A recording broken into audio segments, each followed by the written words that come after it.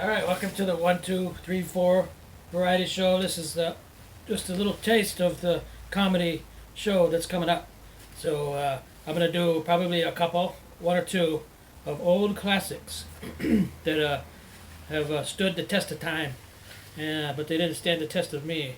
So here I go with the one of the old classics. All right, so there's the fish. No, there's not a fish. That's another one.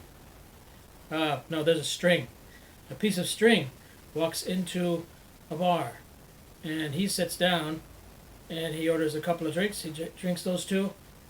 Not much of a scene yet, but when he gets past his third drink, he starts turning into a wild person, and he gives everybody in the bar, staff and patrons alike, such a hard time that he is banned for life. So he gets kicked out. The piece of string goes back to his house, and he decides, I'm going to get back in that bar. And so he ties himself into a knot to try to disguise himself. And he shreds the ends, and then he finds a derby hat to put on. And he walks down to the bar, and he walks inside, and he makes it all the way up to the bar stool and sits down. And then the bartender turns around and immediately says, "Yo! Out of here!" And so the piece of string drops down off the stool and walks out the door without incident. There was a man in the bar who's usually there all the time and probably was there when that guy got banned. But this guy had a disguise. And so the barfly asked the bartender, "Hey, what's the deal with that guy?" And the bartender said, "That's the same piece of shit that was in here yesterday."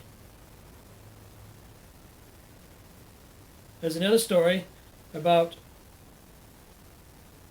a man walking along the road somewhere in Scotland, one of those areas where there's a stretch of road, a quiet country setting in between each little town or city, and then there's another one, and there's a stretch.